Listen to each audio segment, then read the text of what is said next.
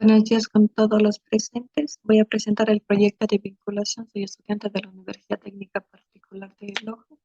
Me llamo Karen Chisalema, estoy cursando el segundo ciclo del cuarto semestre. Este es un proyecto de vinculación acerca de la garantía de los derechos digitales de los jóvenes en la sociedad de la información.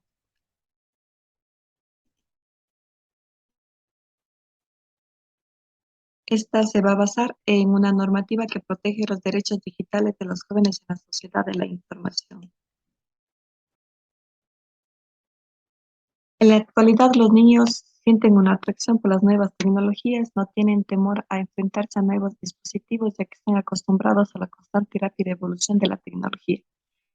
El derecho digital regula materias que antes existían y ahora los individuos necesitan formarse en disciplinas como la protección de los datos, la ciberseguridad, el derecho de los consumidores, la propiedad intelectual y la administración digital.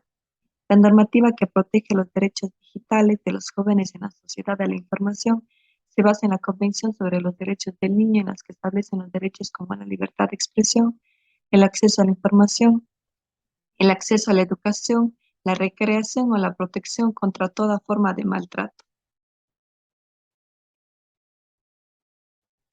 La protección de los datos personales es una garantía o una facultad de control de la propia información frente a su tratamiento automatizado, es decir, no solo aquella información que albergue en sistemas de las computadoras, sino también en su utilización, almacenamiento, organización y, y acceso. La ciberseguridad es conocida como la seguridad informática, es un área relacionada con la temática que tiene por objetivo la protección de la infraestructura computacional y también la información contenida en una computadora o a través de las redes de computadoras, que es conocida como el Internet.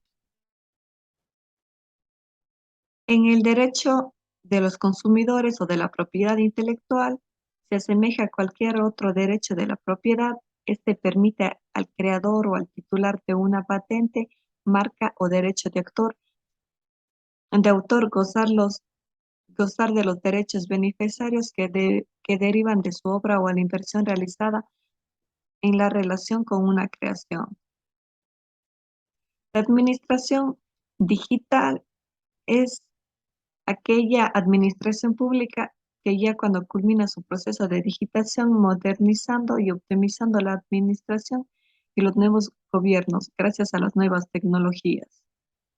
Esta también es mencionada en el artículo 227, en la cual menciona que la administración pública constituye un servicio a la colectividad que se rige por los principios de eficacia, eficiencia, calidad, jerarquía, desconcentración, descentralización, coordinación, participación, planificación, transparencia y evaluación.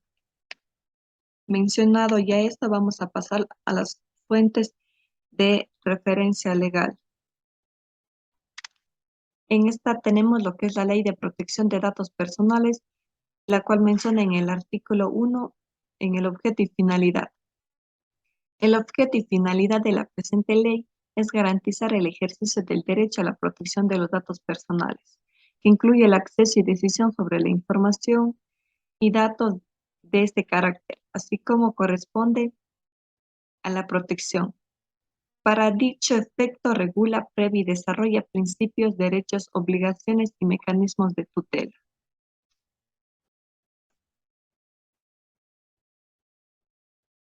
En la política pública por una Internet segura para niños y niñas y adolescentes, en el Consejo Nacional para la Igualdad Intergeneracional de Ecuador, esta política pública menciona que es la expresión del compromiso del Estado ecuatoriano para proteger a los niños, niñas y adolescentes y erradicar las distintas formas de violación de sus derechos en Internet, además de acoger a las principales recomendaciones y observaciones del informe del Comité de los Derechos del Niño de las Naciones Unidas del 2017 y otros instrumentos internacionales. En el Código de la Niñez y Adolescencia, en el artículo 5 se menciona el derecho a la información, en donde dice que los niños y niñas y adolescentes tienen derecho a buscar y escoger información y utilizar los diferentes medios y fuentes de comunicación con las limitaciones establecidas en la ley y aquellas que se derivan del ejercicio de la patria potestad. Es deber del Estado, de la sociedad y de la familia asegurar que la niñez y adolescencia reciban una información adecuada, veraz y pluralista, y proporcionarles orientación y una educación crítica que les permita ejercitar apropiadamente los derechos señalados en el inciso anterior. En la imagen podemos tener lo que es a un niño que dice derecho al acceso a la información y a la tecnología. Y dice, sin discriminación por motivo de sexo, edad, recursos económicos, nacionalidad, etnia, lugar de residencia, etc. En especial, este derecho al acceso se aplicará a los niños y niñas discapacitados. En otra tenemos lo que es conforme a la Ley Orgánica de Protección de Datos Personales. En el artículo 4 menciona los términos y definiciones para los efectos de aplicación de la presente. La ley establece las siguientes definiciones. Autoridad de Protección de Datos Personales. En esta menciona que una autoridad pública independiente encarga de supervisar la aplicación de la presente ley, reglamento y resoluciones que ella dicte, con el fin de proteger los derechos y libertades fundamentales de las personas naturales en cuanto al tratamiento de sus datos personales. Tenemos la anonimización, que es la aplicación de medidas dirigidas a impedir la identificación o reidentificación de una persona natural sin esfuerzos desproporcionados. Tenemos la base de datos o fichero, que es el conjunto estructurado de datos de cualquiera que fuera la forma, modalidad de creación, almacenamiento, organización, soporte, tratamiento, procesamiento, localización o acceso. Tenemos el consentimiento, que es la manifestación de la voluntad libre y específica, informada e invocada, por el cual el titular del derecho personal autoriza el responsable tratamiento de los datos personales a tratar de los mismos. Tenemos el dato biométrico, que es un dato personal único relativo a las características físicas o fisiológicas o en conductas de una persona natural que permita o confirme la identificación única de dicha persona, como imágenes faciales o de datos dácticos, entre otros. Tenemos el dato genérico, que es un dato personal único relacionado a características genéticas heredadas o adquiridas de una persona natural que proporciona información única sobre la fisiología o salud de un individuo. Esta de aquí hace referencia a lo que son a las huellas que cada persona tiene, las cuales son diferentes. Y tenemos también el dato personal, que es un dato que identifica o hace identificable a una persona natural. Directa o inmediatamente, esto de aquí lo podemos tener lo que es como en el registro civil. En el Código de la Niñez y Adolescencia, en el registro oficial 737, en el artículo 47, en las garantías de acceso a una información adecuada para garantizar el derecho a la información adecuada de que trata el artículo anterior. El Estado deberá requerir a los medios de comunicación social la difusión de información y materias de interés social y cultural para los niños y niñas adolescentes. Exigirles que proporcionen en forma gratuita espacios destinados y programados del Ministerio encargado de los asuntos e inclusión económica y social. Promover la producción y difusión literatura infantil y juvenil. Ahora nos vamos a las fichas de referencias doctrinarias, en las cuales tenemos a la Ley Orgánica de Protección de Datos Personales. En el artículo 12, Derecho a la Información, menciona que el titular de datos personales tiene el derecho a ser informado conforme a los principios de lealtad y transparente por cualquier medio sobre los fines del tratamiento, la base legal para el tratamiento, tipo de tratamiento, el tiempo de conserva.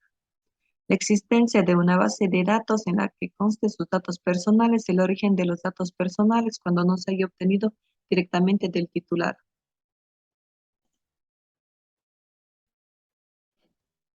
También tenemos lo que son el origen de los datos personales cuando uno nos haya obtenido directamente del titular, otras finalidades y tratamientos ulteriores, identidad y datos de contacto del responsable del tratamiento de los datos personales que incluirá dirección del domiciliario legal, número de teléfono y correo electrónico. Cuando sea el caso, identidad y de datos de contacto del delegado de la protección de datos personales que le incluirá dirección domiciliaria, número de teléfono y correo electrónico. Las transferencias o comunicaciones nacionales o internacionales de datos personales que pretendan realizar incluyendo a destinatarios y a sus clases, así como las finalidades que motivan la realización de estas garantías de protección establecidas. Las consecuencias para el titular de los datos personales de su entrega o negativo a ello. El defecto de suministrar datos personales erróneos o inexactos, la posibilidad de revocar el consentimiento, la existencia y forma de que pueda hacerse efectivos sus derechos de acceso, eliminación, rectificación y actualización, oposición, anulación, limitación del tratamiento y a no ser objeto de una decisión basada únicamente en valoraciones automatizadas. Los mecanismos para hacer efectivo su derecho a la portabilidad cuando el titular lo solicite. Dónde y cómo realizar sus reclamos ante el responsable del tratamiento de los datos personales y, y a la Autoridad de Protección de los Datos Personales.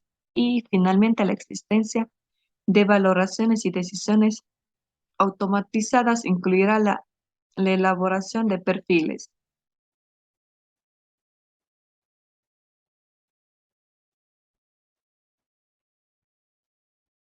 Entre los principios mencionadas en el ley, en la Ley Orgánica de Protección de Datos también tenemos lo que es la juridicidad, la lealtad, transparencia, finalidad, pertinencia y minimización de datos personales, la proporcionalidad del tratamiento, la confidencialidad, la calidad y la exactitud. La conservación, la seguridad de los datos personales, en la que los responsables y encargados del tratamiento de los datos personales deberán implementar todas las medidas de seguridad adecuadas y necesarias, entendiéndose por tales las aceptadas por el Estado de la técnica, sean estas organizadas, técnicas o de cualquier otra índole, para proteger los datos personales frente a cualquier riesgo, amenaza, vulnerabilidad, atendiendo a la naturaleza de los datos de carácter personal, al ámbito y al contexto. También tenemos lo que es la responsabilidad proactiva y demostrada, la aplicación favorable al titular y la independencia del control.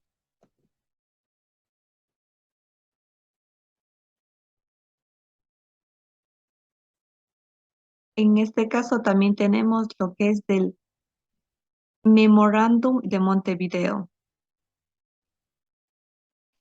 El memorándum, para comenzar, es un mensaje breve escrito en el que se intercambia información entre distintos departamentos o una organización. Esta se usa para comunicar una indicación, recomendación, instrucción, disposición, etc. Su uso más habitual es es para transmitir información de un responsable a sus subor- subordinados.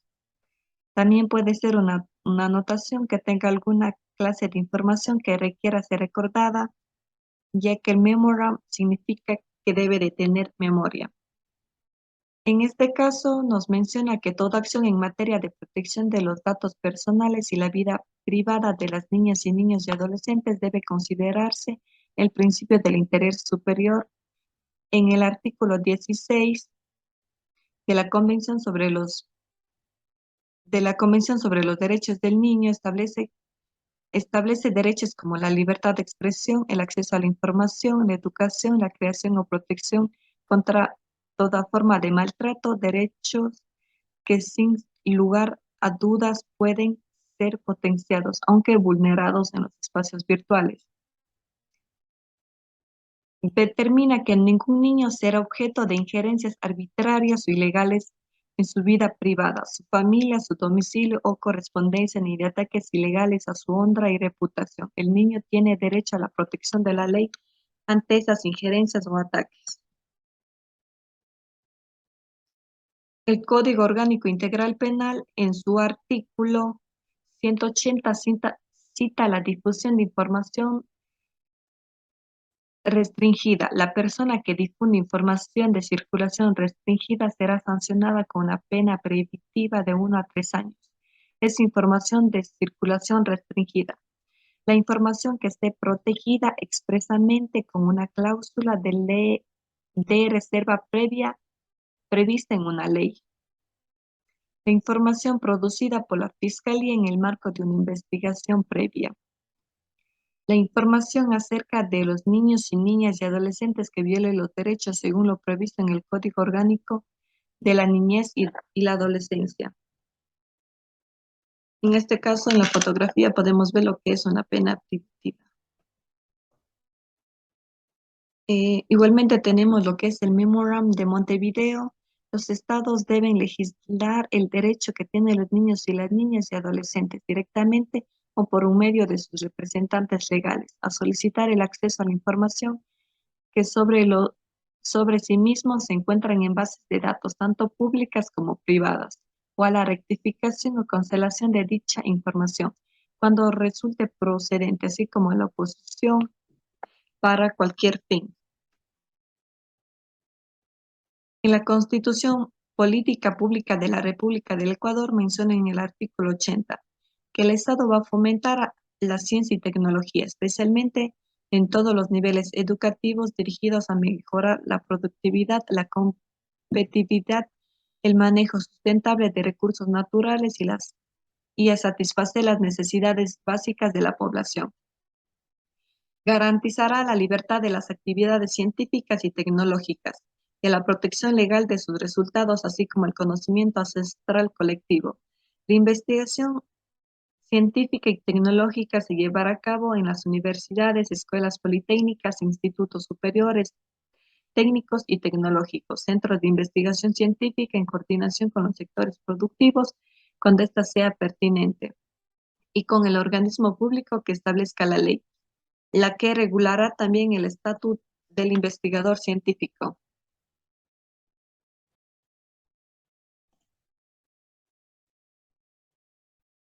Aquí en el Internet Governance Forum los temas son de carácter transnacional. Es una agenda digital casi que para el mundo. Por eso queremos conversar ahora con María Paz Canales y aterrizar un poco el tema en la región. María Paz, gracias por estar con nosotros. Tú eres directora ejecutiva de la ONG Derechos Digitales, que hace mucho trabajo de investigación en esta área particular. Uno de los temas, quizás sino el más importante que se debate aquí, es básicamente la protección de los datos, ¿no? Con respecto al usuario. Yo creo, me corregirás, que en Latinoamérica muchos de los usuarios todavía no tenemos muy claro qué hacen con nuestros datos y que eso realmente puede ser un problema. Danos un panorama. ¿Cómo está la protección de los datos en Latinoamérica? Sí, bueno, en Latinoamérica crecientemente, como tú dices, ha habido ya más preocupación desde el punto de vista de los usuarios por entender mejor quién tiene sus datos, de qué manera se están utilizando los datos y cómo esa utilización de sus datos personales puede impactar en sus vidas cotidianas. Y esto ha ido de la mano con que en América Latina ha habido una evolución que no ha sido alineada en términos de cómo ha avanzado la penetración de la tecnología versus cómo se han puesto al día las legislaciones a nivel local en América Latina. Porque claro, las tecnologías se han vuelto muy populares y hoy día la mayoría de la población tiene algún nivel de acceso a interactuar con tecnología, ya sea a través de los teléfonos inteligentes, el acceso a internet, el fenómeno de las redes sociales en general. Y eso hace que la gente entonces entienda que hay mucha tecnología que cumple un rol importante en su vida y esa tecnología básicamente se nutre, el combustible de alguna manera que hace funcionar esa tecnología son los datos personales. Y no solamente en el mundo, digamos, privado, por decirlo de alguna manera, de las empresas que ofrecen estas aplicaciones o esta tecnología, sino que también porque los gobiernos en Latinoamérica han avanzado fuertemente en generar la digitalización de sus servicios.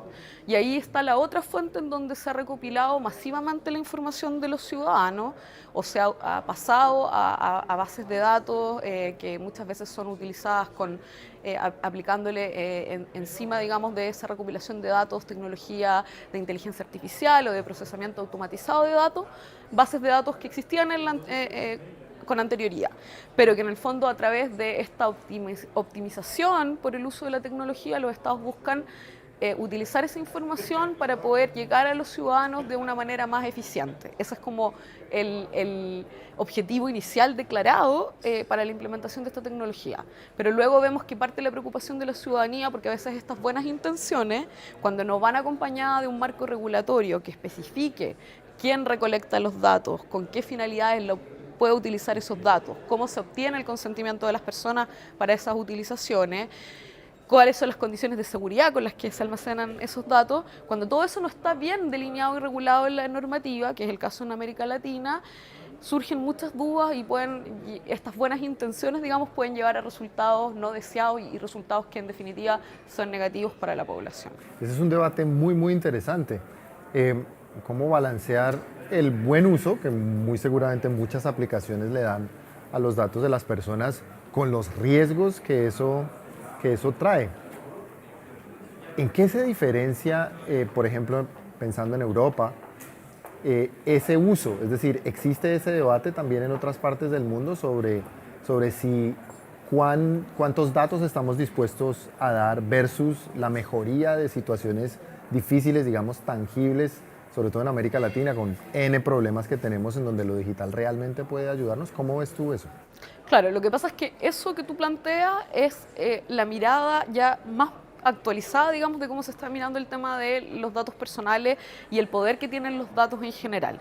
Porque una primera mirada inicial que partió desde los años 70 aquí en Europa y que pasó a América Latina en los años 90 a través de las primeras regulaciones de protección de datos personales, era un enfoque de alguna manera como individualista y comercial de la protección de datos personales. ¿Por qué digo individualista? Porque en el fondo miraba específicamente a regulaciones que protegiera a los individuos titulares de esos datos personales respecto del abuso en la utilización de esos datos, ya fuera por agentes privados o públicos. Y en eso, digamos, la normativa que es como la campeona a nivel mundial y que marca de alguna manera el estándar de buenas prácticas es el Reglamento General de Protección de Datos Personales de la Unión Europea, que entró en vigencia el año pasado. Y en general la historia de América Latina ha sido que las regulaciones que existen hoy en día, como digo, en América Latina, en los diferentes países que datan más o menos de finales de los 90 o principios de los 2000, seguían ya la tendencia regulatoria de Europa en cuanto a mirar derechos individuales de los usuarios, de los titulares de los datos, para poder en el fondo requerir información acerca de qué determinados datos estaban en poder de un agente privado del Estado y cuáles son las utilizaciones que se estaban haciendo. Pero eso todo es una mirada individual.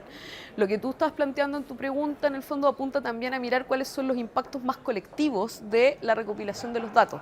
No solamente que haya transparencia para mí, como María Paz Canales, qué empresa tiene mis datos y para qué los usa, o qué agencia del gobierno tiene mis datos y para qué los usa, sino cómo, en el fondo, los datos hoy en día, como ese combustible, tanto de la economía digital como de una mayor eficiencia desde el punto de vista público, son datos que tienen que ser mirados no solamente desde la perspectiva de la protección de datos, sino que también de cómo pueden ser facilitadores o pueden poner un obstáculo en el ejercicio de los derechos económicos, sociales y culturales.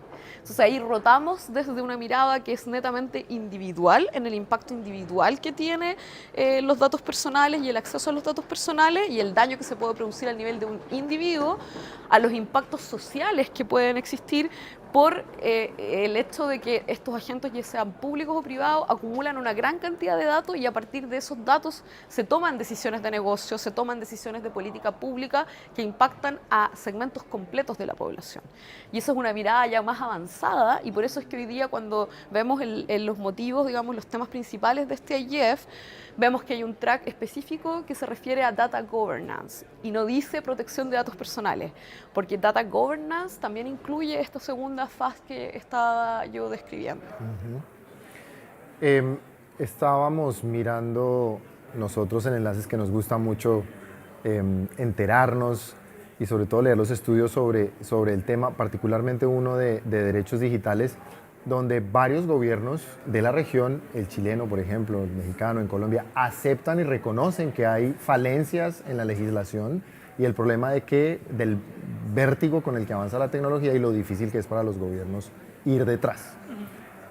En este momento, la evaluación general es, ¿están los gobiernos haciendo lo suficiente? ¿Qué falta? ¿Cuáles son los temas claves o críticos que no permiten la implementación o siquiera el debate sobre regulación y protección de datos? Bueno, la primera pregunta, la respuesta es simple. ¿Están haciendo lo suficiente? No, no están haciendo lo suficiente. Como yo mencionaba, varios de los países en América Latina tienen algún tipo de regulación en tema de protección de datos personales que data, como decía, de finales de los 90 o de principios de los años 2000. Pero que en general venían como en una ola anterior, venían siguiendo, por ejemplo, lo que había sido el desarrollo legislativo en Europa, pero también de esos años, digamos, o sea, hasta 20 años retrasada en lo que hoy día, por ejemplo, rige hoy día en Europa, que es el estándar, como yo mencionaba antes, más protector a nivel internacional. Entonces, varios de los países hoy día están en procesos en donde se están debatiendo reformas legislativas, es el caso en Argentina, es el caso en Chile. Otros países que con anterioridad carecían absolutamente de legislación en temas de protección de datos personales y que el año pasado o este año por primera vez se pronunciaron acerca de la aprobación de leyes, como es el caso de Panamá o de Brasil, también siguen estando con problemas, porque aunque ellos tenían la oportunidad de mirar los más altos estándares que ya se habían desarrollado en otros países y en otras regiones como Europa, si la normativa de protección de datos personales no va acompañada también con una posibilidad de crear autoridades que tengan la capacidad y los recursos de poder fiscalizar el adecuado cumplimiento de la normativa, las normativas que pueden estar muy bien intencionadas y ser muy adecuadas, al final del día quedan como letra muerta porque no hay una posibilidad de darle un seguimiento a su cumplimiento. Y en ese sentido es aún más, si hay un retraso en términos de la parte normativa por parte de los estados en América Latina, el retraso es aún mayor en el segundo punto, que es en el punto de que haya organismos que tengan la independencia y la capacidad suficiente para poder fiscalizar el efectivo cumplimiento de esa normativa. Y ahí hay dos naturalezas de problemas que se dan dependiendo de los países. Hay países en donde esas autoridades existen, pero no han sido dotadas de los recursos suficientes para poder ejercer su misión a cabalidad, o se les ha puesto varias competencias dentro de su ámbito de trabajo, lo cual dificulta, digamos, el que puedan tener una labor más activa porque no tienen, digamos, las capacidades de hacerse cargo de tantos temas a la vez y eso les genera una sobrecarga de trabajo.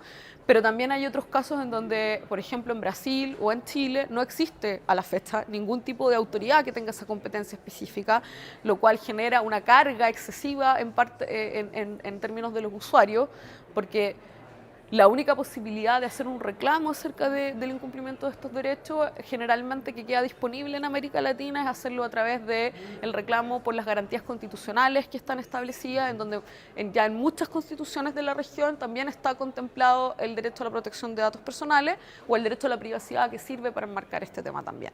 Pero eso es un procedimiento judicial mucho más extendido y con un costo que hace finalmente que se desincentive el hecho de que las personas reclamen y busquen la protección de sus derechos. Ok. Muy brevemente, además del tema de la privacidad, que es muy interesante, sabemos que hay muchos y que tú trabajas en otros más aspectos. ¿Qué otros aspectos son claves de legislar, de debatir? ¿En qué otros aspectos en la región nos hace falta dentro de ese panorama de los entornos digitales? Bueno, muy conectado con el tema de protección de datos personales y de hecho la protección de datos personales es como una pieza fundante para poder tener también otros marcos normativos que sean protectores de los derechos de la población en América Latina y en cualquier lugar del mundo. Y ahí, por ejemplo, en América Latina, algo que está súper ligado, como digo, entonces, a que debería haber una mejor protección en normativa en la parte de datos personales, es el tema del control de las tecnologías de vigilancia.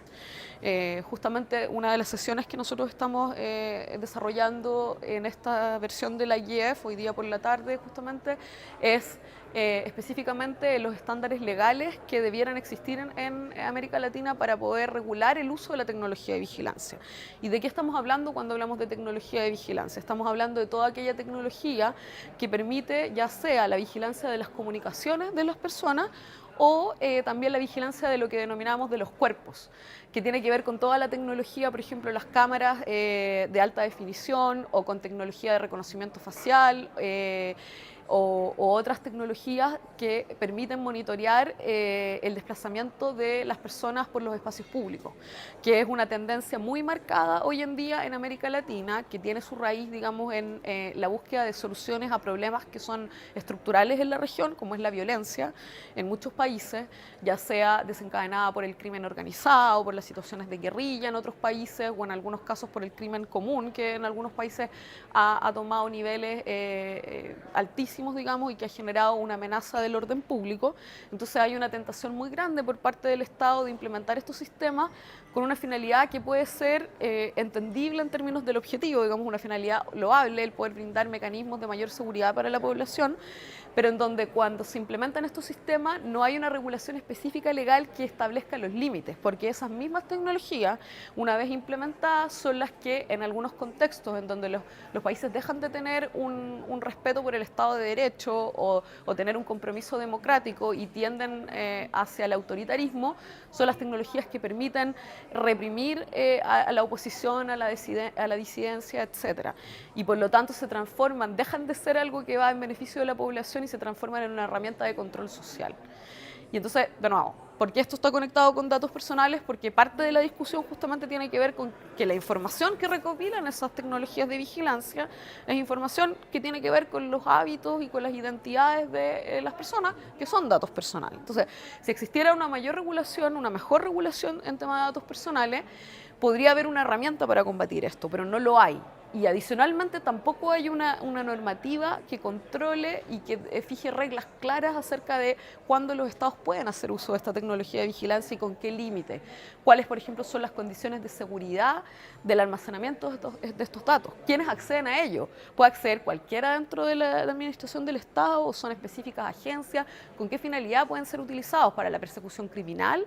¿O simplemente, por ejemplo, en Chile vimos casos en el tiempo reciente en donde algunos municipios instalaban estas tecnologías y el jefe comunal, el alcalde, se dedicaba a hacer shaming de personas en sus redes sociales? Subía las fotos y las imágenes obtenidas con esta tecnología, que eran drones, que encima los drones tienen esta condición de ubicuidad, en donde las personas ni siquiera tienen conciencia de que están siendo filmadas, con estas tecnologías de alta capacidad resolutiva, digamos, en la imagen para identificar.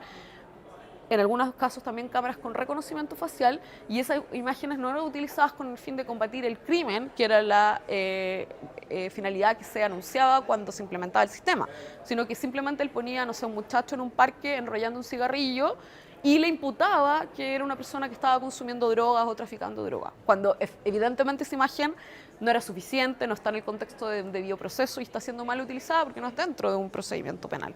Entonces, ese es el tipo de casos concretos que pueden ilustrar a lo que podemos llegar si es que este tipo de tecnología no son reguladas y controladas de una manera más precisa para fijar los límites y así ver que efectivamente ellas pueden ser utilizadas con finalidades que sean en beneficio de la sociedad y no, digamos, generar mayor discriminación y violación de derechos. Muchas gracias, María Paz, por compartir este debate tan interesante.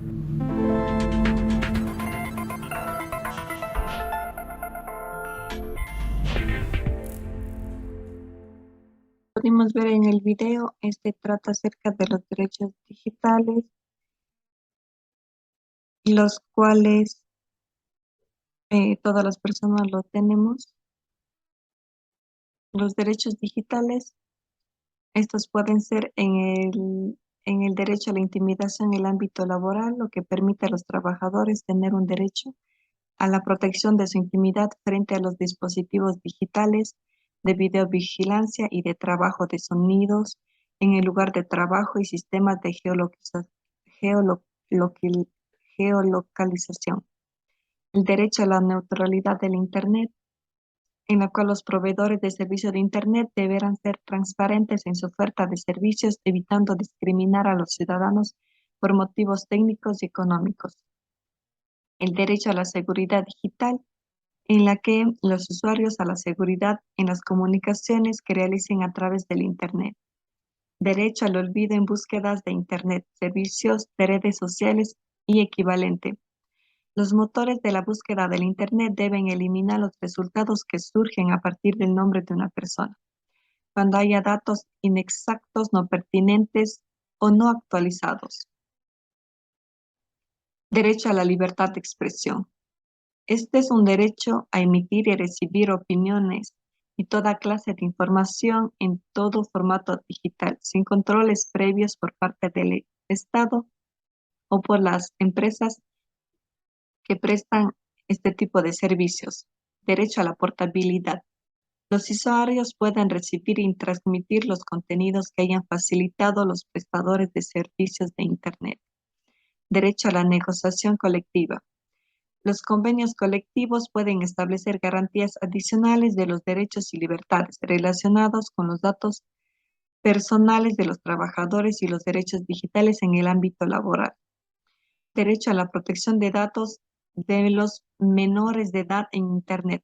La ley establece que los centros educativos o cualquier persona que desarrolle actividades con menores de 18 años de edad deberán contar con el consentimiento de sus tutores legales o de sus padres. Derecho a la rectificación en Internet. Posibilita la opción de que cuando los usuarios difundan contenidos contra el honor y la intimidad, puedan rectificar atendiendo a los requisitos de una ley específica que regule el derecho a la rectificación.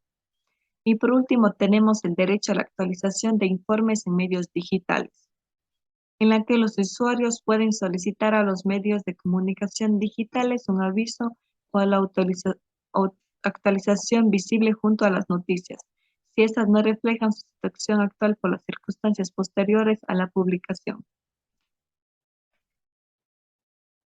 Su estatus social, este derecho se fundamenta en la libertad de expresión, dentro de ella y en la privacidad, lo que facilita a la sociedad acceder, usar, crear y publicar en medios digitales. Asimismo, a los niños y niñas y adolescentes deberán hacer buen uso de esta tecnología de información y comunicación, lo que debe tener un límite al usarlo. De igual manera, estos se fundamentan en el derecho principalmente a la expresión y derecho a la privacidad, asimismo como a la intimidad. Basándonos en lo expuesto anteriormente, nos damos en cuenta la importancia de los derechos digitales en la sociedad del Ecuador, ya que esto no solo comprende el Estado, sino también depende cómo utilicemos esos derechos en nuestras vidas acerca de la tecnología y también cómo brindemos esta información a nuestros hijos, ya que de alguna manera debemos de hacerle entender que todo tiene un límite.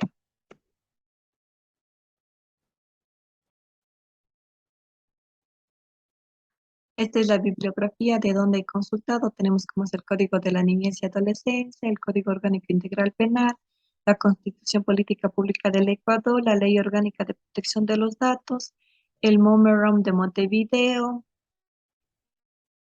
y tenemos un suplemento del registro oficial número 459. Esto ha sido todo. Gracias.